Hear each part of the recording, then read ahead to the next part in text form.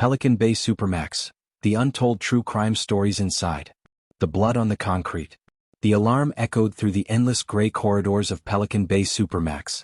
A lone correctional officer stood frozen, staring down at the yard. Below him, 2 inmates lay bleeding, their white prison uniforms soaked red. Around them, dozens of tattooed men pressed against the fence, pounding their fists, chanting the name of their gang. What no one outside knew was that this wasn't just a random fight. This was part of a secret war inside Pelican Bay, one that shaped how gangs controlled drugs, money, and even life and death inside America's most feared prison. The guard's radio crackled, "We need medical. Now." But by the time medics reached the yard, 1 man was already gone. The killing had taken less than 30 seconds. This was just one of the untold true crime stories of Pelican Bay. And what you're about to hear will reveal how this fortress of concrete became a kingdom of violence. But before we get there, we need to go back to how this all began. The birth of a prison built for fear. Pelican Bay State Prison opened in 1989, designed to house the worst of the worst. Located near the remote forests of Crescent City, California, it was built far away from the public eye. The prison's walls were 20 feet high, topped with razor wire and watchtowers armed with rifles. Inside, the security housing unit, known as the SHU, was the heart of the prison. Here, inmates spent 22 to 23 hours a day in windowless cells, with nothing but a steel bunk, a toilet, and a tiny slot in the door for meals. The prison claimed this would keep gangs separated. But something strange happened. Instead of breaking gangs apart, Pelican Bay became the headquarters where they grew stronger. From inside their cells, leaders of groups like the Mexican Mafia, Nuestra Familia, Aryan Brotherhood, and Black Guerrilla Family still gave orders, using coded letters, smuggled phones, and even messages passed through guards on the take.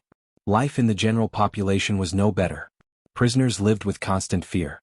If you were new, you had 2 choices: join a gang for protection, or end up as prey. For a while, the system seemed stable. But one small argument in the Chow hall lit the spark that would set off chaos. It began with spilled food on the floor, a shove, an insult, and then, the first stabbing inside Pelican Bay Supermax. The first bloodshed. The Chow hall was packed with noise. Hundreds of inmates lined up with metal trays, their eyes always watching who was sitting where. A man from the Aryan Brotherhood bumped shoulders with a Mexican Mafia soldier. The tension was instant. Words were exchanged, ugly words. Everyone in the room knew what was about to happen. Suddenly, the Aryan pulled a sharpened piece of metal from under his sleeve. A shank. He lunged. The other man tried to fight back with a fork, but it was useless. Blood sprayed across the table as inmates scattered, shouting. The guards rushed in, pepper spray filling the air. But they were too late. The man on the floor wasn't moving. This was Pelican Bay's first killing. It set the tone for what life inside would really be. From that day, prisoners knew survival meant always watching your back. But the worst part? This wasn't the end of the war. It was only the beginning. Life inside the SHU. Imagine living in a concrete box, day after day, with no window, no sunlight, no sound except the distant echo of doors slamming. This was life in the SHU. For most, it was maddening. Prisoners would talk through air vents just to hear another human voice. Some scratched notes on tiny pieces of paper and slid them under doors. Others spent hours doing push-ups just to keep their minds from breaking. But for gang leaders, the SHU was their office. Orders flowed out from behind those steel doors. Murders were planned. Drug routes were arranged. Outside gangs on the streets still took orders from men buried inside Pelican Bay's isolation unit. One correctional officer later admitted, "We thought we were controlling them. In reality, they were running everything." But all that pressure, all that bottled-up rage, it had to explode. And it did, one night, when a riot in the yard turned Pelican Bay into a battlefield. The Yard Riot. It was supposed to be a normal yard time. Inmates grouped together, walking laps, lifting weights, or standing in circles whispering. But then, in a flash, dozens of men pulled out hidden weapons. A wave of violence swept across the yard. Shanks, fists, and boots rained down as gangs clashed in the open sun. Guards scrambled to stop it, firing warning shots from the towers, unleashing tear gas, swinging batons. The chaos lasted minutes, but it felt like forever. By the end, the ground was littered with bodies. Some barely alive. Others already dead. This riot proved something chilling. Even locked inside one of the most secure prisons in America, gangs still had the power to wage war whenever they wanted. And just when officers thought they'd seen the worst, an even darker secret began to surface. The secret kill list. Whispers spread through Pelican Bay. A list existed. A list of names written by gang leaders in the SHU. Each name was marked for death. No one outside the gangs knew who would be next. Prisoners lived in terror, waiting to hear if their name was on it. Guards suspected something but couldn't prove it. Then one night in the shower stalls it happened. An inmate was cornered by 3 men. The sound of steel on flesh echoed through the tiles. When the guards rushed in, they found the man lying in a pool of water and blood. On the wall above him, scratched into the tile, was a single word, "checked." This confirmed the rumors. The list was real. And it was being carried out one name at a time. But how far did the list go? And who was next? The Whisper Network. Inside Pelican Bay, silence was deadly. Inmates who spoke too much risked their lives, but silence also meant you were hiding something. So prisoners developed a whisper network, a way of passing information, rumors, and warnings through coded language. A casual word in the Chow line, a folded piece of paper slipped under a bunk, a cough that meant don't trust him. But whispers had power. They could save you or kill you. One man ignored the whispers. He was warned, don't walk the yard tomorrow. He laughed it off. The next day he never made it back to his cell. The message was clear. In Pelican Bay the whispers decided who lived and who died. Corruption in uniform. Not all danger came from inmates. Guards were supposed to control the prison. But some wore their uniforms while working for gangs. Certain officers smuggled in contraband, cell phones, drugs, even weapons, for cash. Others looked away during beatings in exchange for favors. Prisoners noticed who could be bought, and once a guard was compromised, the gangs owned him. One officer thought he could quit after smuggling in packages. But he learned too late, once you're in there's no way out. His car was found torched outside his home, a warning that even freedom couldn't protect him. The coded letters. The mailroom at Pelican Bay became a battlefield of its own. Prison officials opened every envelope searching for codes. But gang leaders were clever. Orders were hidden in children's drawings, love letters, even Bible verses. A simple passage from Psalms could mean, attack next week. A doodle of a star meant, new recruit approved. One day a guard missed a code hidden in a birthday card. A week later, a prisoner was stabbed in the library, collapsing between bookshelves. When investigators checked the mail again, they realized the card had been the death order. Survival games. 4 inmates without gang ties, survival meant staying invisible. Some prisoners volunteered for kitchen duty, laundry, or cleaning jobs, hoping to avoid notice. Others faked mental illness to get transferred out of the SHU. But there was no true safety.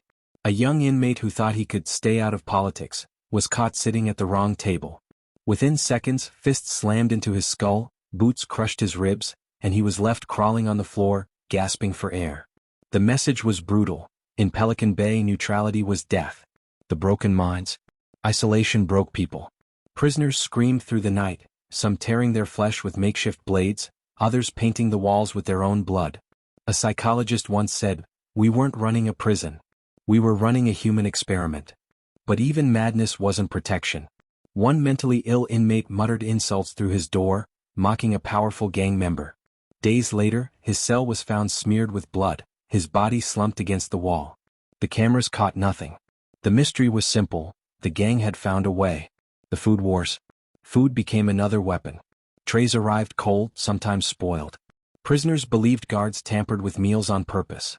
Inmates retaliated by refusing food, or worse, throwing trays back through the slot. One day, a guard mocked a prisoner by sliding in rotten bread. Hours later, that same guard was ambushed in the hallway, beaten with a sharpened broom handle until backup arrived. At Pelican Bay, even a piece of bread could start a war. The smuggled phones. Despite extreme security, cell phones always found their way inside. From hidden compartments in shoes, to drones flying over the walls, technology reached Pelican Bay. With phones, gangs ran operations across California. One leader ordered hits in Los Angeles, from inside a windowless cell hundreds of miles away.